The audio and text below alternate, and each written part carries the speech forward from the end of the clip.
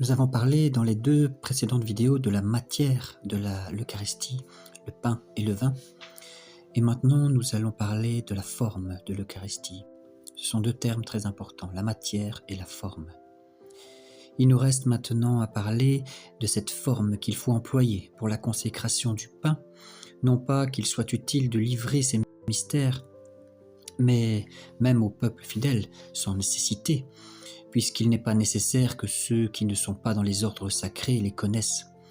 Mais il faut en parler, de peur que certains prêtres ne l'ignorent et ne commettent quelque faute considérable dans la consécration.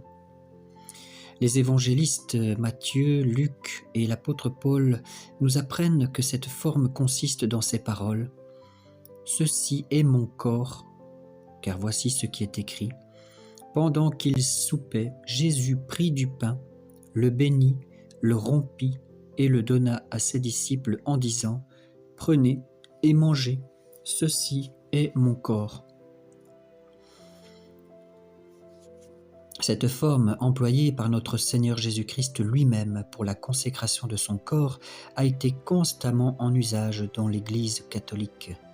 Et nous passons ici sous silence les témoignages des saints-pères qu'il serait beaucoup trop long de rapporter, ainsi que le décret du Concile de Florence que tout le monde connaît, et nous nous bornons à rappeler encore ces mots de notre Seigneur « Faites ceci en mémoire de moi ».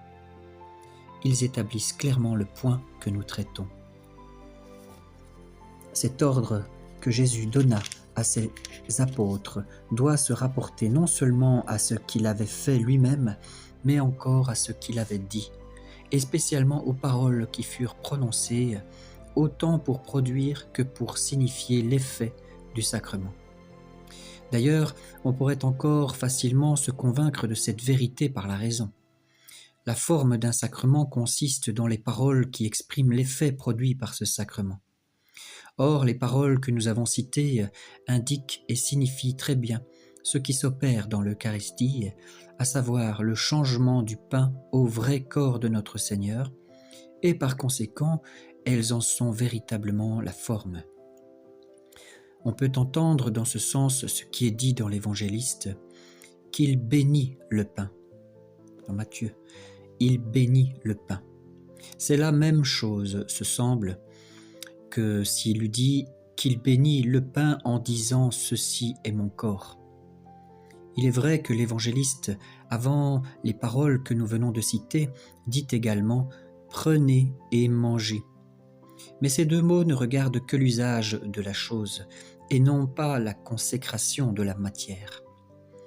Aussi, quoique le prêtre soit obligé de les prononcer, ne sont-elles pas nécessaires à l'existence du sacrement, pas plus que la conjonction « car » que l'on prononce néanmoins dans la consécration du corps et du sang de Jésus-Christ.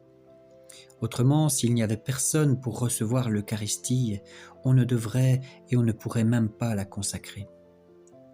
Et cependant, il est incontestable que le prêtre qui prononce les paroles du Seigneur, suivant l'usage et la coutume de l'Église, sur un pain propre à devenir la matière de l'Eucharistie, donc il est incontestable qu'il consacre réellement et validement cette matière, quand même il arriverait que l'Eucharistie ne serait administrée à personne.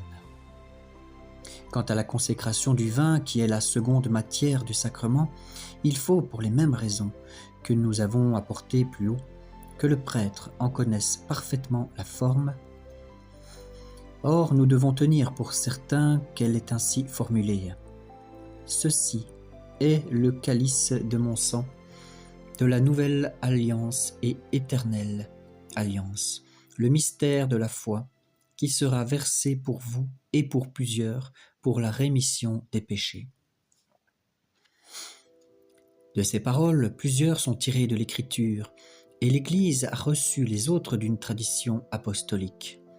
On trouve dans saint Luc et dans l'apôtre « Ceci est le calice ou la coupe », et dans saint Luc ainsi que dans saint Matthieu « de mon sang » ou « mon sang de la nouvelle alliance qui sera versé pour vous et pour plusieurs pour la rémission des péchés. » Quant à ces autres expressions, éternelles et mystère de la foi, Nous les tenons de la tradition, interprète et gardienne de la vérité catholique. Personne ne pourra donc douter que ces paroles ne soient la forme de la consécration du vin s'il se rappelle ce que nous avons dit sur la forme de la consécration du pain, car il est certain qu'elle consiste dans les paroles qui expriment le changement de la substance du vin au sang de notre Seigneur. Or, celle que nous venons de rapporter indique clairement ce changement, et par conséquent, il ne saurait y avoir d'autre forme que celle-là pour consacrer le vin. C'est que ces paroles expriment en outre quelques effets admirables du sang de Jésus-Christ répandu dans sa passion, et qui appartiennent d'une manière spéciale à ce sacrement. Le premier de ces effets, c'est l'accès à l'héritage éternel auquel nous donne droit l'alliance nouvelle et éternelle. Et le second avantage, c'est l'accès à la justice par le mystère de la foi. Car Dieu a établi Jésus-Christ pour être la victime de propitiation par la foi dans son sang, montrant tout ensemble qu'il est juste lui-même et qu'il justifie celui qui a la foi en Jésus-Christ. Et le troisième avantage, troisième effet, c'est la rémission des péchés. Mais comme ces paroles de la consécration du vin sont pleines de mystères et qu'elles sont parfaitement appropriées à ce qu'elles expriment, il y a lieu de les examiner avec le plus grand soin. Quand on dit par exemple « ceci est le calice ou la coupe de mon sang », ces mots signifient « ceci est mon sang qui est contenu dans ce calice ». Et c'est avec beaucoup de sagesse et de raison que l'on fait mention du calice, en consacrant le sang qui doit être le breuvage des fidèles. Le sang par lui-même n'exprimerait pas assez nettement qu'il doit être bu s'il ne nous était présenté dans une coupe. Ensuite, on ajoute de la nouvelle alliance, pour nous faire comprendre que le sang de Jésus-Christ ne nous est pas seulement donné en figure, ou simplement en matière, mais comme dans l'ancienne alliance dont saint Paul a dit qu'elle ne fut pas confirmée sans effusion de sang, mais en vérité et réellement, ce qui ne convient qu'à l'alliance nouvelle.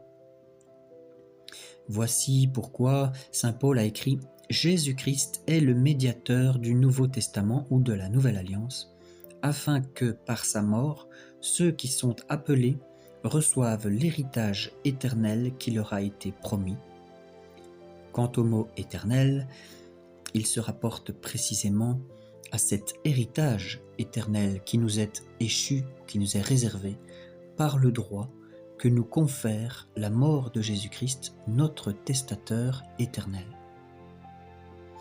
Les mots qui suivent, à savoir le mystère de la foi, n'excluent pas la réalité de la chose, mais ils indiquent seulement qu'il faut admettre un effet caché et infiniment éloigné de la portée de nos yeux. Le sens qu'on leur donne ici est tout différent de celui qu'ils ont quand on les applique au baptême. Et comme c'est par la foi que nous voyons le sang de Jésus-Christ caché sous l'apparence du vin, c'est pour ce motif que nous l'appelons le mystère de la foi. Le baptême, au contraire, s'appelle chez nous le sacrement de la foi, ou chez les Grecs le mystère de la foi, parce qu'il contient une profession entière de la foi chrétienne. Et ce qui fait encore que nous appelons mystère de la foi le sang du Seigneur, c'est que la raison a beaucoup de difficultés et de peine à admettre et à croire, d'après l'enseignement de la foi, que notre Seigneur Jésus-Christ, véritable Fils de Dieu, vrai Dieu lui-même et vrai homme tout ensemble, a souffert la mort pour nous. Nous allons voir la suite dans la prochaine vidéo. Et je vous invite à bien réécouter toutes ces choses car elles sont très importantes. Alors abonnez-vous, partagez pour la gloire de Dieu et le salut du monde. Nous verrons la suite sur la forme et sur les termes.